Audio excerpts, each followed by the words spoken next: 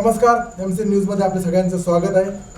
मराठवाडा आणि पूर्ण औरंगाबाद शहरातील सगळ्या नागरिकांना कोरोनाच्या परिस्थितीवरती सध्याची जी स्थिती आहे त्यावरती अवगत करण्यासाठी, जनजागृती करण्यासाठी किंवा माहिती देण्यासाठी आपण वेगवेगळ्या मान्यवरांच्या सध्या मुलाखती करतोय, त्यांच्याशी संवाद साधतोय।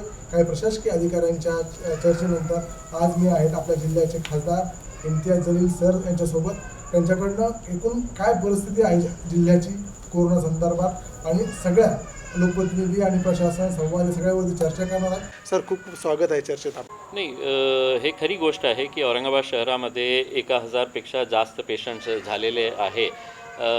पण त्याचं कारण एक आहे आणि जे आम्हाला अधिकाऱ्यांकडून सांगण्यात आलेलं आहे की देशात जे 3 शहर आहे, पहिल्या नंबरवर मुंबई आहे, मग दिल्ली आहे आणि तिसरा औरंगाबादवर आहे, ज्याचं पर मिलियन पॉप्युलेशन जे आहे त्याच्याप्रमाणे आपण बघितलं तर ते सगळ्यात जास्त जे टेस्टिंग होत आहे ते आपल्या शहरामध्ये होत आहे आणि प्रामुख्याने तेच कारण असेल की आज आपल्याकडे दररोज इतक्या मोठ्या संख्येने पॉझिटिव्ह केसेस निघत आहे। याचा अर्थ हे आहे की दुसऱ्या शहरांमध्ये पण तसा आहे सिच्युएशन, पण टेस्टिंग होत नाही म्हणून ते आपण टेस्टिंग करत आहे म्हणून हे तर आपण जास्त काळजी घेत आहे। याच्यामुळे हे आपल्याला इतकं 1000पेक्षा जास्त केसेस वाढलेले दिसत आहे।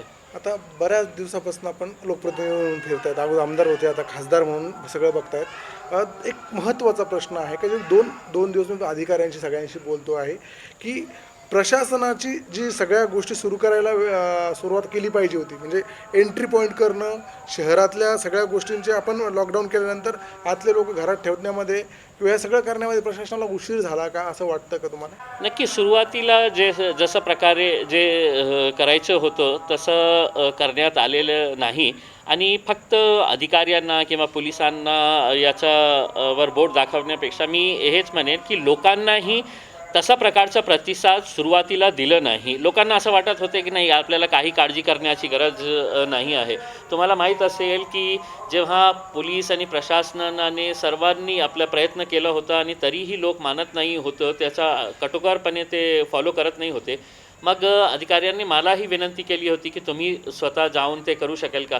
तर मी स्वतः गाडीमध्ये माईक घेऊन, म्युन्सिपल कमिशनर साहेबांची गाडी होती, त्या गाडीमध्ये जाऊन लोकांना हे सांगत होते आणि मी स्पष्टपणे लोकांना हे सांगत होते, मी म्हाताराबाईंना हे सांगत होते माईकवरून की तुम्हाला मैं लोगों को हिंदी में समझाता था कि अगर आपको अपने बच्चे को मरता हुआ देखना चाहते हैं तो बिल्कुल उसको बाहर निकाल लीजिएगा। और जो बच्चे बाहर घूमते थे तो मैं उनको ये बोलता था कि अगर तुम बाहर घूम रहे हैं तो ये समझ जाओ कि तुम अपने माता पिता की जान का सौदा करने के लिए निकले हैं, तुम अपने घर के जो बुज़ुर्ग लोग हैं उनकी जान का सौदा करने के लिए निकले हुए हैं, अगर ये करना है तो बिल्कुल बाहेर घुमो। तर काही लोकांना हे कळलं की नाही, आता इतकं गंभीर परिस्थिती आहे, तर त्याचा परिणामही झाला, लोक त्याला फॉलोही केले। पण काय आहे, एक गोष्ट आपल्याला हे मानायला पाहिजे की गरिबी खूप आहे, आपल्याकडे साक्षरता जास्त नाही आहे आणि गरिबी असल्यामुळे लोक किती दिवस, भाई माझं घर भरलेलं आहे, सगळं अधिकारी लोकांचं भरलेलं आहे, सगळ्या पुढारी लोकांचं घर भरलेलं आहे, त्यांना खाण्यापिण्याची काहीही कमतरता नाही आहे। पण जे गोरगरीब लोक आहे, जे दररोज मेहनत करून कमावणारे खाणारे लोक आहे, त्यांच्या बाबतीतही विचार केला। 2 दिवस, 4 दिवस, 8 दिवस, 10 दिवस आपण समजू शकेल, पण 2 महिना, 2.5 महिना हे कसं काय शक्य होईल? एक सरकार हे म्हणेल की नाही आम्ही सगळ्यांना राशन दिले, पण बोलणं एक वेगळी गोष्ट आहे आणि करणं एक वेगळी गोष्ट आहे। मला आनंद याचा वाटतं की मागच्या 1-1.5 महिन्यामध्ये मी स्वतः लोकांमध्ये इतकी जागरूकता निर्माण केली की तुमचा राईट काय आहे राशनच्या बाबतीत। कारण काय आहे की राशन दुकानदार अनेक तक्रारी यायच्या आणि अनेक वर्षापासून त्यांचं कसा एक सिंडिकेट आहे ते ऑपरेट करत होता आणि त्या सिंडिकेटला मोडून काढण्यासाठी आम्ही लोकांमध्ये जागरूकता निर्माण केली की तुम्हाला 2 रुपयांमध्ये इतकं राशन मिळणार, 3 रुपयामध्ये इतकं मिळणार आणि तुम्हाला जितकं राशन मिळेल त्याची पावती तुम्ही घ्या, रसीद द्या। ते दुकानवाले देतच नाही होते। मग किती एक दुकानामध्ये असं भांडणे सुरू झाली की नाही आम्हाला रसीद द्या तुम्ही, आणि दुकानवाल्याने नाही दिले तर तुरंत मला ते फोन करायचं, मी फोन करून मी DSOला फोन करायचे की या दुकानवाला रसीद देत नाही, हे बरोबर राशन देत नाही। तर याचा एक खूप फायदा झाला, पण अनेक लोक होते की ज्यांच्याकडे राशन कार्डच नाही आहे। मग ते लोक काय भुके मरणार का? आणि तशीच परिस्थिती निर्माण झाली होती. म्हणून मी आज औरंगाबादमध्ये जितकं NGOज काम करत आहे, त्यामध्ये आमचाही एक NGO आहे दुआ फाउंडेशन नावाचा. आम्हीही सतत लोकांना खूप अन्नधान्याचं वाटप केलेले आहे आणि खूप सारे लोक ते नाही असले असते तर खूप गंभीर परिस्थिती झाली असती. तर मी सर्वांना हे NGOजना खूप खूप धन्यवाद देतो की या अशा मुश्किल घडीमध्ये त्यांनी साथ दिले. सुरुवातीच्या काही काळामध्ये म्हणजे लॉकडाऊन जाहीर झालं आणि आपल्याकडे 15 मार्चला पहिली केस आली. 23 मार्चपासून बाकी सगळ्या गोष्टी सुरू झाल्या, जी इकडनं महिला आली. पण काही दिवसामध्ये जसं प्रशासनाचं अपयश आहे, तर एक अशीही टीका झाली की काही लोक जे आहेत ते लॉकडाऊन पाळत आहेत. म्हणजे काही ज्यांना सांगितलं आहे की तुम्ही घरात राहायला पाहिजे त्यांनी लॉकडाऊन पाळलं आहे, पण काही लोकांनी मात्र ते लॉकडाऊनला खूप सिरियस घेतलं नाही आणि त्याच्यामुळं हा आकडा आला आहे असं सगळीकडे चर्चा आहे. प्रशासनाचंही तसं म्हणणं आहे. तर त्यानंतर या नागरिकांनासुद्धा आपल्या औरंगाबाद शहराच्या सगळ्या नागरिकांनी याच्यात त्यांची काही कर्तव्य बजावताना कमी राहिली का? नाही, एक बोलायला नाही का खूप सोपं आहे. जसं जेव्हा हे आरोप करण्यात येत होतं की लोक बाहेर फिरत आहे या एरियामध्ये, त्या एरियामध्ये लोक बरोबर फॉलो करत नाही.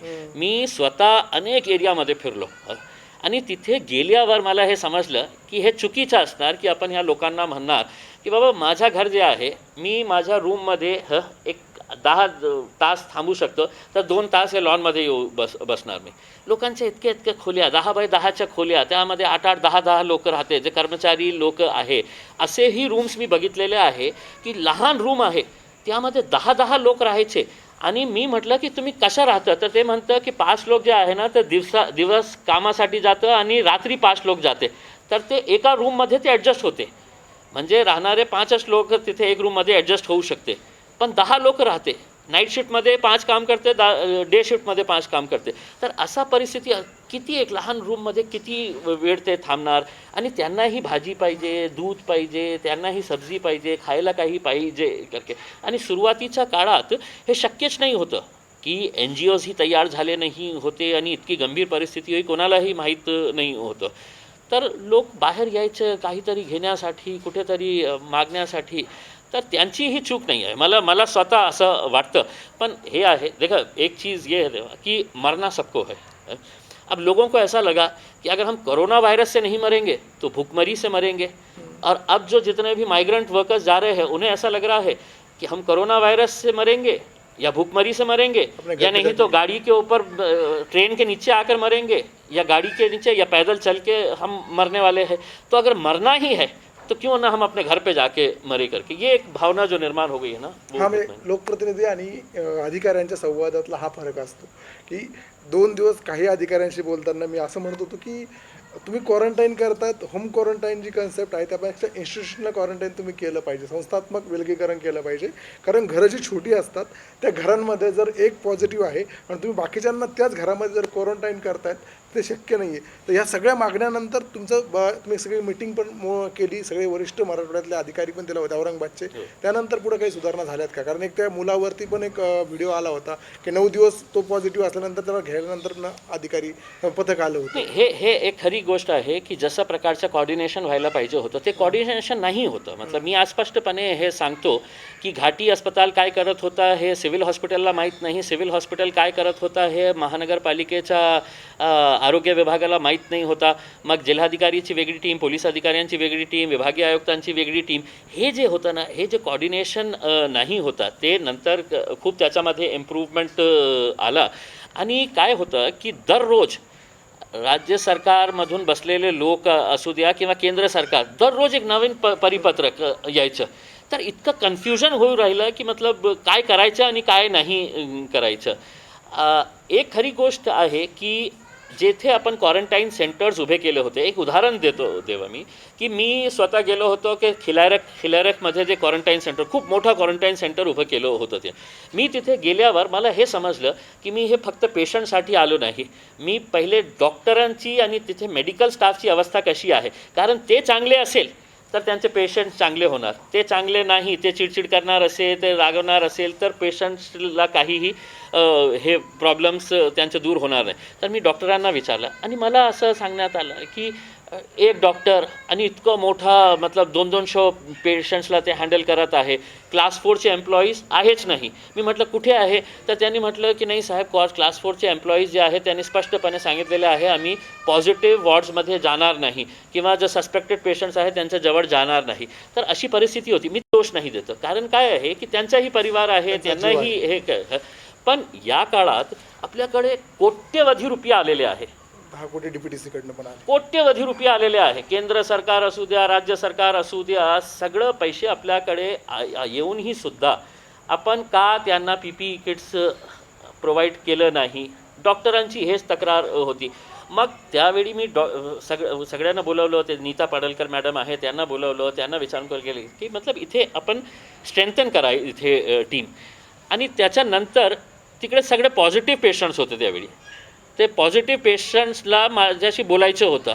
तर मी म्हटलं आता मी कसं जाऊ, मतलब मी तर काही PPE किट घातलेला नाही होता.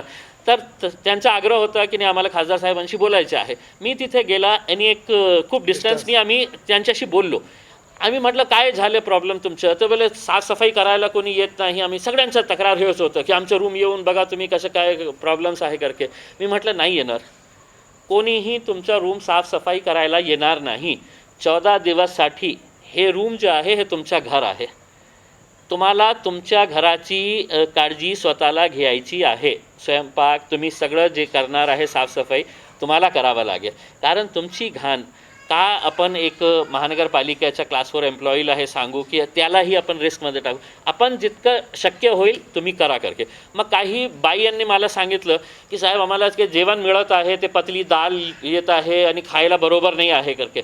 मग बोला काय खायचं तुला, खायचं काय आहे. तर तिने म्हटलं नाही आम्हाला काही चेंज करून द्या ना. मी तिथेच माझे कार्यकर्ता होते. मी म्हटलं डॉक्टरांना म्हटलं की उद्यापासून तुमचा जे कॉन्ट्रॅक्ट दिलेला आहे तो तुम्ही त्यांच्यासोबत ठेवा. उद्यापासून सगळं जेवण हे आमच्या लोकांना. आणि दुसऱ्याच दिवशी मी काय केलं की 150 लोकांचं बिर्याणी तयार करून बिर्याणी तिथे पाठवले. मग हे सेंटरला जेव्हा लोकांना हे कळाले की हे सेंटरमध्ये आपल्याला बिर्याणी मिळत आहे, दुसरा दिवस इतकं चांगले भोजन मिळत आहे, तर लोकांना जेव्हा क्वारंटाईनमध्ये घेण्याचं हे होतं की आपल्याला हे सेंटरमध्ये पाठवायचं ते स्वतःहून म्हणायचे आणि आम्हाला ते किलरकमध्ये पाठवा ना करके. तर छोटी लहान होती. आपण जाऊन त्यांना भेटलं असतं, आपण त्यांना बोललं असते. जसं नूर कॉलनीचा एक प्रकार म्हणजे काय होतं की एका लहान 3 वर्षाच्या मुलाला घेण्यासाठी तुम्ही 20-25 पोलीसवाले घेऊन गेले. आणि मी तिथे जाऊन जेव्हा बघितलं तर असं होतं की मतलब सगळे हेल्मेट आणि ते लाठ्या घेऊन. आणि मी म्हटलं असं काय आहे, मतलब ते चोर आहे, ते बदमाश आहे, ते गुंड आहे का. मतलब हे जे आहे हे डॉक्टर आणि पेशंटचा हे एक आहे. तुम्हाला असं वाटत असेल की ते डॉक्टरांना ऐकत नाही, तर तुम्ही काही NGOजना बोलवा, त्या समाजातले काही वरिष्ठ नेते असेल किंवा मौलाना मौलवी असेल त्यांना सांगा. नाही जमलं तर आम्हाला सांगा, आम्ही जातो त्यांना भेटतो. मग मी आत गेल्यावर जे लोकांना भेटलो ते इतकं राग होता की साहेब ठीक आहे आम्ही जायला तयार आहे ना, पण या पद्धतीने की इतकं पोलीस घेऊन तुम्ही आम्हाला असं दमदाटी करून हे करणार आहे. तर त्याच दिवशी आम्ही मीटिंग घेतली आणि त्याचा परिणाम हे झाला की पोलीस कमिशनर साहेबांनी आदेश दिले की नाही आम्ही हे पेशंट्सला घेण्यासाठी जेव्हा जाईल आम्ही फक्त आमचे 1-2 कॉन्स्टेबल जे ऑफिसरसोबत असणार तेच असणार आहे. आणि खूप गरज वाटली की ते लॉ अँड ऑर्डरचा प्रॉब्लेम होणार आहे तर तुम्ही फोर्स पाठवा ना. पण एका 3 वर्षाच्या मुलासाठी आपण 20-25 पोलीस ते पद्धत मला वाटतं की खूप चुकीची होती. आणि त्याच्यामुळे लोकांचा विरोध खूप सुरू झाला होता. मग ठीक आहे, तर आता तो विरोध मावळत गेला आहे आणि बऱ्यापैकी आकडे पण कमी व्हायला लागले. म्हणजे जिथून सुरुवात झाली होती त्या एरियातले आकडे आता स्थिरावले किंवा कमीही झाले. आता नवीन एरिया दुसरे आले आणि ते तिकडे होत आहेत. तर आता इथून पुढं जे आहेत, कारण तुम्हाला किंवा मांडणारा एक मोठा वर्ग शहरामध्ये आहे, म्हणजे तो नुसतं मुसलमानांमध्येच आहे असं नाही, उघड तो हिंदूंमध्ये आहे, दलितांमध्ये आहे, सगळीकडे आहे करताना. तर त्या नागरिकांचं आपण सगळ्यांनी अवेअर करायला प्रशासन कमी पडलं, त्यानंतर लोकप्रतिनिधी पण कमी पडले का. सुरुवातीला जसं म्हणजे ठीक आहे आता प्रशासन सोडून द्या, पण लोकांच्या लोकप्रतिनिधीकडनं पण काही वेळेस, कारण सुरुवातीचा जो काळ होता आता स्थिरावलं आहे सर. आता सगळं प्रॉपर व्हायला लागलं आहे, लोकांनाही माहिती झाली की आजारानं मरणार नाही आहे, मरण्याचं प्रमाण कमी आहे.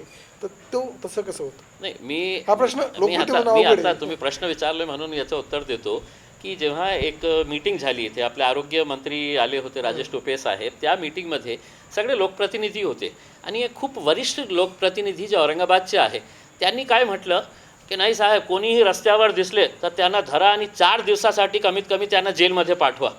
तर मी शेजारी बसलो होतो. मी साहेब म्हटलं हे पद्धत नाही आहे. मतलब हे आपण असं कोणत्या कायद्याने करणार आपण की लोक जे बाहेर निघतील, काही कारणाने निघू शकते ना ते मेडिकल स्टोअरला जाण्यासाठी. आणि या औरंगाबाद शहरामध्ये फक्त कोविड आहे, करोना आहे आणि बाकी सगळं आजार संपलेले आहे. असं नाही. लोकांना घरी मरू द्या, लोकांना बाहेर येण्याची गरज नाही आहे, सगळं कन्सन्ट्रेशन कोविडवर असेल. मग एका दुसऱ्या लोकप्रतिनिधीने सांगितलं, साहेब लोक आपले ऐकतील नाही, त्यांना द्या, ते मग तुमची पोलीस खाकीची वर्दी आहे ना त्याचा वापर करा आणि द्या त्यांना. पण दिलं ना आपण. सुरुवातीला आपण ते पण केलं. पोलिसांनी खूप मारले, पण पोलिसांनी जितकं स्ट्रिक्ट इम्प्लिमेंटेशन करायचं, पण कधीपर्यंत करायचं. आणि आपल्याला हे लोकशाही आहे, ते आपण लोकशाही आहे आणि आपल्याला लोकांच्याही एक कारण काय आहे ते पण समजण्याची आवश्यकता होती. मलाही असं वाटलं की जसं मला एकाने सांगितलं, एक लोकप्रतिनिधीने सांगितलं, ते साहेब ते कटकट गेटचा माणूस ते समर्थनगरमध्ये मेडिकलसाठी कसं येतो, किंवा चिकलठाणेचा माणूस जे आहे ते रोशन गेटला मेडिसिन घेण्यासाठी कशाला येतो. आता मी त्यांना हे सांगायचो की एक पद्धत असते की माझं स्वतःचं डॉक्टर समजा की एक समर्थनगरमध्ये आहे.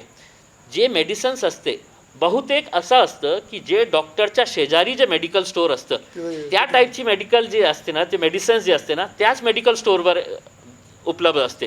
सगळं मेडिसिन्स सगळं मेडिकल स्टोअर्सच उपलब्ध असते असं नसतं. तर हे होऊ शकतं की एक दोन लोक की नाही भाई आपली मेडिकल स्टोअर, माझा डॉक्टर जे आहे समर्थनगरमध्ये आहे, त्याचं खालची जे मेडिकल स्टोअर आहे तिथूनच मला मेडिसिन घ्यायची आहे. तर हे जे अनेक त्याचे कारणं होते, आपल्याला हे समजण्याची गरज होती.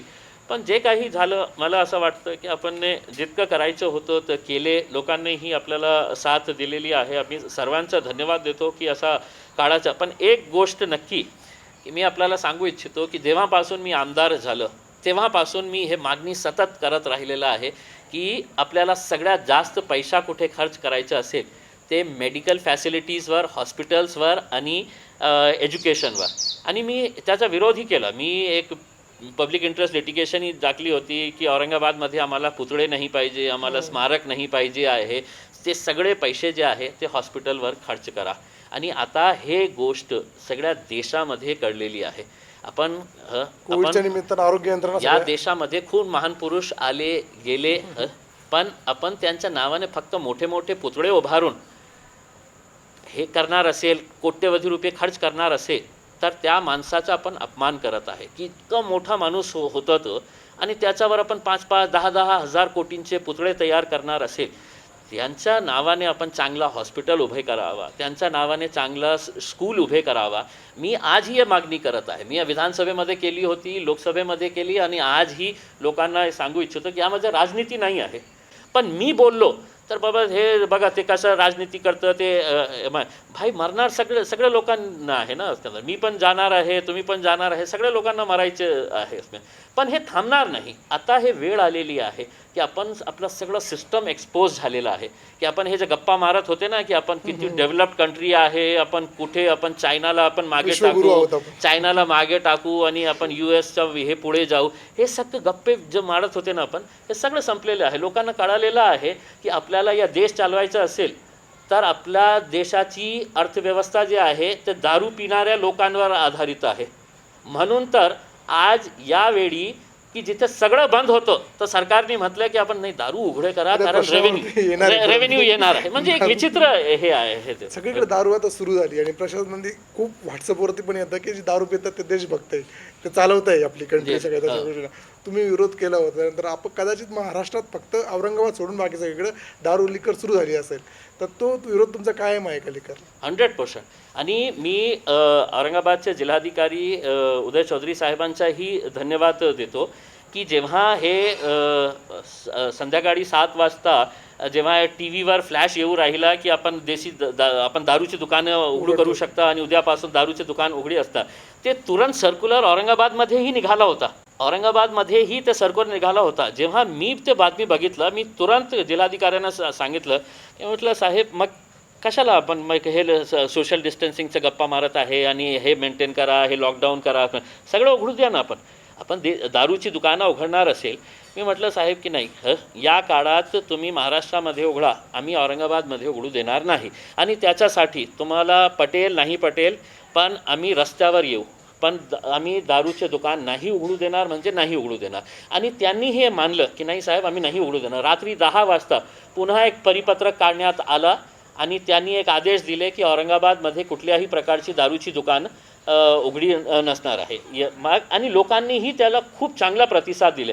मला तर असं वाटतं की माझ्या आई बहिणी जे गोरगरीब आई बहिणी आहे, जे झोपडपट्टीमध्ये राहणारी आमची आई बहिणी आहे, सगळ्यात ते आशीर्वाद दिली असेल या कारणामुळे, तर ते मला दिले असेल. आणि मला माहीत आहे की त्याचा काय दुष्परिणाम झालं असतं की लोकांकडे मी कलेक्टर साहेबांना म्हटलं की मग साहेब आपणाला दारूची दुकानं उघडायची असेल तर त्याच्यासोबत ज्वेलरीजचे शॉप पण उघडा, किंवा काय आहे की जे त्याचं मंगलसूत्र असेल का त्याकडे काही असेल ते कमीत कमी तिथे जाऊन ते विकतील आणि मग दारू घेते.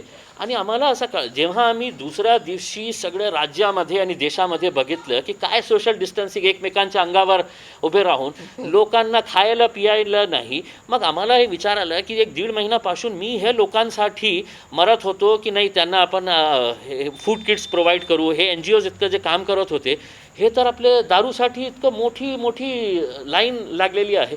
तर हे औरंगाबादमध्ये आम्ही सुरू केलेलं नाही. औरंगाबादच्या लोकांचाही आम्ही धन्यवाद करतो आणि प्रशासनाचाही धन्यवाद करतो, कारण त्यांनी नंतर जेव्हा सरकारने सांगितलं, जेव्हा मी सांगितलं होतं तर काही लोकांनी विरोधही केले. माझं सोशल मीडियावर मला लोकांनी हे केलं, आलोचनाही केली.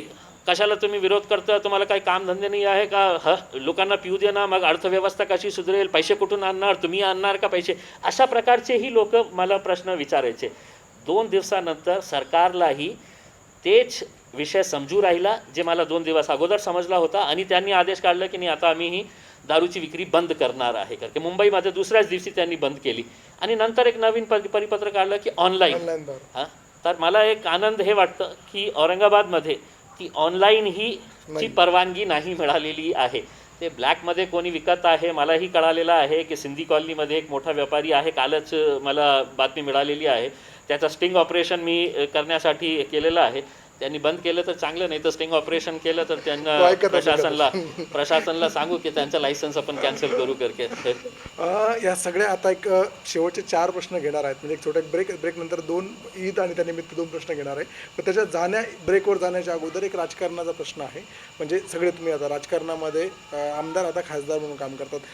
या सगळ्या कोविडच्या परिस्थितीवरती औरंगाबाद आणि महाराष्ट्राचे नेते आहात तुम्ही, म्हणजे महाविकास आघाडीच्या कामाबद्दल तुमचं काय मत आहे, एक गोष्ट. आणि दुसरी, आज भाजपाच्या खासदारांचे काही विधानं आले की महाराष्ट्रात महाविकास आघाडी व्यवस्थित काम करत नाही आहे, त्यामुळे इथं का राष्ट्रपतींच्याकडं का दिलं जाऊ नये सगळं ॲडमिनिस्ट्रेशन, अशा स्वरूपाची पण मागणी व्हायला लागली. काय सांगा? नाही, मला वाटतं हे चुकीचं आहे की काही असू द्या, एक संकटची वेळ आलेली आहे आणि एक डिझास्टर आपल्या समोर आलेला आहे की कोणीही स्वप्नातही विचारलं नसेल की आलं असेल की असा ही परिस्थिती निर्माण होऊ शकते. आणि अशा काळात मी वेगळ्या पार्टीचं असणार आहे, माझी पॉलिसीज वेगळी असणार आहे. आणि सरकारमध्ये जितके बसलेले लोक आहे, मी अनेकदा हे सांगितलेले आहे आणि पुन्हा एकदा सांगतो की मला चांगलं वाटलं की ज्या प्रकारे उद्धव ठाकरे साहेब, माननीय मुख्यमंत्री साहेबांनी ज्या प्रकारे एक कूल हे ॲटिट्यूड घेऊन ते लोकांना जसं समजण्याचा एक प्रोसेस सुरू केलं होतं, खूप चांगल्या रीतीने ते हँडल करत होते. मी त्याचं कौतुक केलेलं आहे.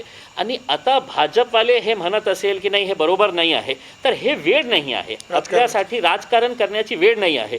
मला तेव्हा मी सांगतो की अनेक मुद्दे माझ्याकडे आहे आणि ते मुद्दे मी आज उचललं तर लोक मला क्रिटिसाइज करणार की बघा तुम्ही हे अधिकाऱ्यांचं मॉरल डाऊन करतो, तुम्ही हे सिस्टमच्या विरुद्ध जाऊन लोकांमध्ये याचा एक संभ्रम निर्माण करत आहे. अनेक मुद्दे आहे माझ्याकडेही, पण मी आज उपस्थित करणार नाही. लोकसभेचं अधिवेशन सुरू होणार आहे, त्यावेळी नक्की आम्ही सगळ्यांचं ऑपरेशन करू, सगळ्यांचं पोस्टमॉर्टम करू. ते प्रधानमंत्रीपासून ते 20 लाख कोटीचा जे पॅकेजची घोषणा केलेली आहे आणि जे लाखो लोक रस्त्यावर आहे, त्याच्यामध्ये काय फरक आहे हे सगळं आम्ही लोकसभेचं अधिवेशन म्हणून मी भारतीय जनता पार्टीच्या लोकांना हे सांगणार की राजनीतीचा वेळ दुसरी असू द्या, नंतर आपण राजनीती करू. या वेळ सगळं महाराष्ट्राने एकत्र येऊन आपण कशा यासाठी मुकाबला करतील हे महत्त्वाचं आहे. कोविड आणि त्या निमित्तानं जे संकट उद्भवलं आहे त्यावरती आपण सगळे करतो, पण एक खूप स्ट्रेसचं वातावरण सगळीकडे निर्माण झालं आहे. जितकं ह्या आजाराला घेऊन काळजी सगळ्यांनी घ्यायला हवी आहे, पण भीती नको असायला हवी होती. पण प्रचंड भीती वाढली आहे त्या सगळ्या गोष्टींनी, आणि साहजिकच भीती वाढल्यावर प्रशासनावरती, लोकप्रतिनिधीवरती, सगळ्यांवरती एक कामाचं प्रेशर असतं, लोड येतं, लोकांच्या अपेक्षा असतात आणि त्या सिस्टममधनं पूर्ण होत नसतं. आपण काही केरळ नाही आहे की आपण आरोग्य व्यवस्थेवरती खूप लक्ष दिलं आहे आणि मग त्यानंतर असं काहीतरी करतो आहे. आपण आपली आरोग्य व्यवस्था तर नसलंच जमा होती, सरकारी जी आरोग्य व्यवस्था होती. अचानक आलेलं आहे संकट, त्यामुळे खूप जड जात आहे आणि हे आता सगळ्यांना ॲक्सेप्ट करावं लागेल. जसं सरांनी त्या सुरुवातीला सांगितलं आहे का गरिबांचे प्रश्न आणि श्रीमंतांचे प्रश्न वेगवेगळे आहेत. त्यांना फक्त आपली सेफ्टी राखायची आहे आणि गरिबांना जिवंत राहत सेफ्टी राखायची, म्हणजे अन्न मिळवत. तर ह्या सगळ्या वातावरणामध्ये पुढच्या 2 प्रश्नांकडे जाऊन जे आहे सर, या आता तुम्ही खासदार असतील किंवा बाकीही आमदार असतील, इतर लोकप्रतिनिधी असतील, प्रशासनाच्या कामाबद्दल त्यांचे जे आता जिल्हा प्रशासन असेल, पोलीस प्रशासन असेल किंवा महानगरपालिका प्रशासन असेल आणि झेडपीचं ग्रामीणसाठी प्रशासन असेल, यांच्या कामाबद्दल आता समाधानी आहात का, किंवा काय सूचना करतायत का त्यांना? नाही, मी समजा आता असं म्हटलं की नाही मी समाधानी नाही आहे, तर हे खूप सारे लोकांना आवडणार नाही आणि डिमॉरलाइज करण्यासारखं होईल. तर आता काय आहे की सगळ्यांना हे सांगायचं आहे की बाबा तू खूप चांगलं काम करत आहे, अजून काम करण्याची गरज आहे. असं केलं तर मला वाटतं की ते मोटिवेटेड होतील. अनेक लोक हे बघा की मी ज्या प्रकारे पोलिसांना बघतो की जर रोडवर ते दिवस रात्र काम करत आहे, मेडिकल स्टाफला PPE किट्स नसून, आपले सेफ्टी प्रोटेक्शन गेट्स नसून तरीही ते काम करत आहे, तर ते अभिमानाची गोष्ट आहे. ही कमतरता याच्यामुळे मी तर एक म्हणणार आहे की हे जे कोविड आहे हे मेडिकल सिस्टमसाठी एक ब्लेसिंग इन डिस्गाईज आपण म्हणू, की एक असा वेळ आलेला आहे की आपला सिस्टम आपण कुठे आहे, आपली स्टँडिंग कुठे आहे. गप्पा तर खूप मारायचे आपण की आम्ही इतकं ॲडव्हान्स झालेले आहे, आपण इतकंपर्यंत पोहोचलेले आहे, आपलं किती लेटेस्ट टेक्नॉलॉजीज आपल्याकडे काही नाही आहे आपल्याकडे. आपण काय आहे हे आपण बघितलेले आहे आणि आम्हाला कळालेलं आहे की कोट्यवधी रुपये येतं तर जातं कुठे. आता सगळ्यांच्या एक वेळ आलेली आहे की आपण याच्यावर जातीने लक्ष द्यायला पाहिजे आणि आपलं सिस्टम कसा इम्प्रूव्ह करता येईल, स्ट्रेंथन करता येईल, त्या प्रकारे आपलं काम करण्याची मला वाटतं की एक प्रायोरिटी असायला पाहिजे. सगळे लोक काम करत आहे, काही जितकं रिझल्ट आपल्याला पाहिजे होतो नाही मिळाला. जिल्ह्यातल्या सगळ्या नागरिकांना काय आव्हान करा, म्हणजे त्यात अजून एक मला स्पेसिफिक हवं आहे की काही लोक कंप्लीट शासनाचे प्रशासनाचे नियम पाळत आहेत, काही मात्र पाळत नाही. त्यांनाही एक आव्हान हवं आणि जनरल एक सगळ्यांना आव्हान हवं आहे की काय हो सगळ्यांनी त्याबद्दल काय? नहीं, मैं आपली परवानगी असेल तर मी हिंदी में याचा उत्तर देना इच्छुक है. देखिए, मतलब कोरोना वायरस के लिए पिछले 2 महीने से हम लोग जो देख रहे हैं कि कभी कभार हमको सुबह 7 बजे से 1 बजे तक की छूट मिलती है, कभी है तो 7 बजे से 11 बजे तक की छूट मिलती है, कभी पूरा लॉकडाउन हो जाता है. तो ऐसा नहीं है कि ये जो दिया जाता है ये समय रिलैक्सेशन का या सब्ज़ी तरकारी ख़रीदने का, तो कोरोना वायरस के साथ चर्चा करके दिया जाता है कि भैया मैं 7 से 1 बजे के टाइम पे आऊँगा नहीं, आप लोग बाहर जा सकते हैं करके. तो ऐसी बात नहीं होती है उसमें. ये तो लोगों की सुविधा के लिए ये है. सवाल ये है कि हम ये लॉकडाउन कब तक चलाएंगे. ये एक बहुत अहम मुद्दा है कि कई सारे फ्लू है. अब कोरोना वायरस भी जो है वो हमारी ज़िंदगी का एक अटूट हिस्सा बन गया है. अब वो आ गया है हमारे साथ and we have to live with that. हम उसके साथ जीना है हमें. अब जिस तरह से हमको प्रिकॉशंस करने का है, वो प्रिकॉशंस हम किस तरह से करते हैं और इस बीमारी को कैसा दूर रख सकते हैं, ये हमारे को सोचना है. वरना ऐसा नहीं है कि प्रधानमंत्री साहब कहेंगे कि 31 तारीख तक अब लॉकडाउन है और 31 तारीख के बाद चले जाएगा. तो ऐसा नहीं है कि प्रधानमंत्री साहब का कोरोना वायरस के साथ कुछ समझौता हुआ है, कुछ एग्रीमेंट हुआ है या बातचीत हुई है कि मैं 31 तारीख तक रहूँगा साहब और उसके बाद चाइना चले जाऊँगा करके. ऐसा भी कुछ भी नहीं हुआ है. तो अब ये वायरस अगर रहेगा हमारे साथ तो हमको किस तरह से रहना है ये हमारे को सोचना है. तो छोटी छोटी जो चीज़ें हैं कि आपको जो सोशल डिस्टेंसिंग मेंटेन करना है, आप घर से निकलते वक्त आप पैंट पहनेंगे, शर्ट पहनेंगे, अपने जेब में मोबाइल डालेंगे, पेन डालेंगे, अब आपको साथ में है तो ये भी रखना है. ये आपकी ज़िंदगी का एक अटूट हिस्सा बन गया है. ये आपको लेकर ही चलना है. आप एक मरतबा घर में से आप है तो अपना मोबाइल भूल के चले जाइए, पर्स भूल के चल जाइए, लेकिन ये लेकर आपको निकलना है. तो ये जो छोटी छोटी चीज़ें हैं, घर में आने के बाद आपको जो घर के अंदर सैनिटाइज़ करना है या अपने साबुन से हाथ धोना है, बहुत ज़्यादा गैदरिंग के बीच में जाना नहीं है, ये कुछ महीनों तक तो आपको करना ही पड़ेगा. लेकिन इस दौरान आपको कैसा रहना है, तो मैं ये समझूंगा कि हमने पिछले 2 महीने के अंदर जितना टीवी देखना था, मैंने तो समझता हूँ कि ज़िंदगी में लोगों ने इतना टीवी नहीं देखा होगा जितना अब ये देख लिए। अब देख लिए है। थोड़ा सा टीवी से दूर रहिएगा। मतलब ये है कि न्यूज़ की जो हम जिस चैनल को लगाएंगे, अगर उसके ऊपर हर वक्त अगर यही आएगा कि कितने आंकड़े हैं, जैसा फुटबॉल का मैच हो रहा है, किसने कितने गोल मारा है, कितने रन्स हो गए हैं, या आज इतने आंकड़े आए, हमको कोई लेना देना नहीं है सर। हमारे को ये है कि हम डीमोरलाइज नहीं होना चाहिए। आज जो आंकड़े बताए जाते हैं कि औरंगाबाद में 1000 से ज़्यादा है करके, हकीकत तो ये होनी चाहिए, औरंगाबाद में ये बताना चाहिए था कि 1000 लोग आए थे, उसमें से तकरीबन 500 लोग हैं तो डिस्चार्ज होकर घर को भी गए हैं। यानी कि ये क्यूरेबल है। लोगों ने प्रिकॉशंस लिए, क्वारंटाइन सेंटर के गए, अंदर गए, अपना पूरा है तो सेफ्टी प्रिकॉशंस ये वो करे, क्योर हो गए, घर पे भी चले गए हैं। लेकिन यही कहते रहना कि आज 50 हो गए तो 1020 हो गया है, आज 1030 हो गया, पूरे चैनल्स के ऊपर फ्लैश करना शुरू हो जाता है। लोगों के अंदर एक भय का वो हो गया है और बहुत डीमोरलाइज हो गए हैं। तो ऐसे मौके के ऊपर मैं समझता हूँ परिवार के साथ वक्त देने का, देखो मैंने मुझे पता नहीं है कि इतने सालों के अंदर मैंने अपने परिवार के साथ कितना वक्त कभी बिताने का सोचा भी होगा क्या। तो बहुत सारे लोगों को ये मौका मिला है कि अपने परिवार, अपने बच्चों के साथ, अपने माता पिता के साथ वक्त बिताने का मौका मिला है। तो ज़िंदगी आगे बढ़ने वाली है, ज़िंदगी चलने वाली है, ज़िंदगी को जीना सीखना है और कोरोना के साथ ही जीना सीखने का है। उसमें कोई भी आपको कायदे कानून से लागू करके कोरोना से बचाया नहीं जा सकता है। आपको कोरोना से बचना है तो आपको खुद को ये एहतियात करना पड़ेगा। हां, खूपच महत्त्वाचा जो विषय आहे की म्हणजे कोरोना जो आहे तो आपला न्यू नॉर्मल लाईफचा भाग झाला आहे आणि त्याच्यासोबत आपल्याला जगावं लागणार आहे. आणि काही वेळ हा जितका वेळ आपण फॅमिलीला दिला आहे कदाचित तो कधी दिला गेला नसेल. तो कोरोनाला त्याचा तितका मिळाला आहे. एमसीएन न्यूजनं 2-4 दिवसापासून एक स्ट्रॅटेजी केली. आम्ही आकडे देणं बंद केले, किती वाढले, आम्ही किती डिस्चार्ज झाले हे अपडेट करतो. एफबी असेल किंवा सगळीकडे असेल, त्याचा एक चांगला लोक सकारात्मक होत आहेत की किती, कारण ते काही लोकांना आकडे किती वाढले आणि कुठल्या भागातले आहेत खूप इंटरेस्ट आहे त्याच्यामध्ये. त्यापेक्षा आपण किती कमी झाले आणि शहर कसं लवकर बाहेर येईल त्याच्यावर चर्चा करूयात. सर, आता समजा रमजानचा महिना चालू आहे, पवित्र रमजानचा महिना सुरू आहे आणि काही ईद अवघ्या 2 ते 4 दिवसावरती आली आहे. तर त्यावेळेस एक सणाचं एक हे वातावरण असतं, उत्साहाचं वातावरण असतं, सण असतो. पण सध्या परिस्थिती जर बघितली तर अशी आहे, तर या सगळ्या बांधवांना काय अपील कराल? कारण हा खूप त्यांच्यासाठी आणि म्हणजे सगळ्यांसाठीच, जसं दिवाळी आहे तसं भारतातला हा सगळ्यात मोठा सण आहे. दिवाळी आणि ईद असे 2 सण आपल्या देशामध्ये हिंदू मुसलमान दोन्ही मनवतात जे आहेत. तर त्या सगळ्या याच्यावरती आपल्या सगळ्या बांधवांना काय अपील करा? नाही, सर्वप्रथम ती MCNच्या सर्व प्रेक्षकांना मी ईदच्या हार्दिक शुभेच्छा देऊ इच्छितो. आणि मला फक्त हे सांगायचे आहे की एक अभिमान वाटला मला की जेव्हा माझ्या समाजातले अनेक युवा पिढीचे लोक निवेदन येऊन माझ्याकडे आले आणि त्यांनी सांगितलं की साहेब, यावेळी जे आहे तुम्ही मार्केट उघडण्याची परवानगी देऊ नका, कारण मार्केट उघडली तर लोक बाहेर येतील आणि पुन्हा जसा तबलिकीवर आरोप करण्यात आलो होतं की हे तबलिकीच्यामुळे झालेलं आहे, मग केसेस वाढवणार आणि लोक स्वाभाविक आहे की सणाच्यामुळे एका महिन्याच्या एक मुसलमान समाजामध्ये सगळ्यात महत्त्वाचा कोणता एक सण आहे तर हे रमजानचा एक पवित्र महिना जे आहे आणि रमजान ईद आहे.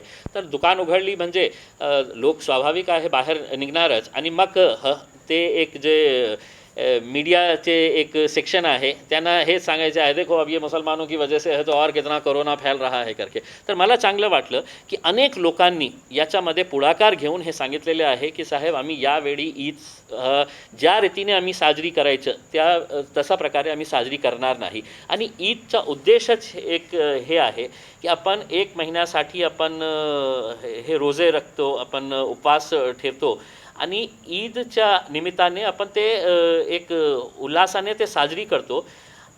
जे पैसा आपण ईदसाठी खर्च करतो, चांगले चांगले कपडे घेतो, आपण खाण्यापिण्याच्या वस्तू आणतो, घरी डेकोरेशन करतो, ते ना करते आपण सगळं लोक त्याच पैसे आपण गरिबांना कशा आपण वाटप करू शकतो. जे मुख्य उद्देश आहे या रमजान महिन्याचा, ते उद्देशाला आपण कशा चांगल्या रीतीने आपण हे पाळणार आहे. तर एक चांगली गोष्ट मला हे वाटते की मुस्लिम समाजाने खूप चांगला प्रतिसाद दिलेला आहे आणि त्यांनी स्वतःही हे सांगितलेले आहे की यावेळी आम्ही ईदसाठी काही खरेदी करणार नाही आणि त्याच पैशातून आम्ही गोरगरीब लोकांना अन्न देणार किंवा त्यांची मदत कशा करता येईल.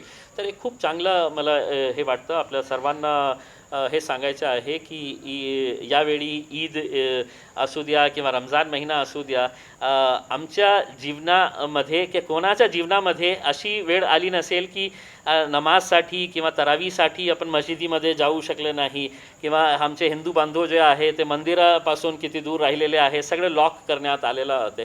तर हेच प्रार्थना आहे की लवकरात लवकर आपले जे धार्मिक स्थळ जे आहे ते मंदिर असू द्या, मस्जिद असू द्या, गिरजाघर असू द्या, गुरुद्वारा असू द्या, ते सगळे लवकरात लवकर उघडेल आणि आपण सोशल डिस्टन्सिंगचं पालन करून पण ईदच्या निमित्ताने जे जे काळजी घ्यायची आहे ते काळजी नक्की सगळ्यांनी घ्यायची आहे. ज्या प्रकारे आपण रमजानच्या पूर्ण महिन्यामध्ये आपली घेतलेली आहे तेच काळजी आपल्याला घ्यायची आहे.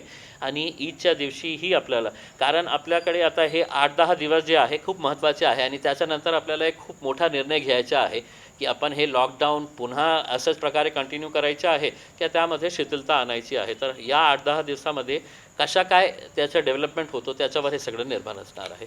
एक ग्रामीण भागाकडे पण आता आकडे वाढते, तिकडे पण तुम्हाला सगळ्यांना लक्ष द्यायची गरज आहे.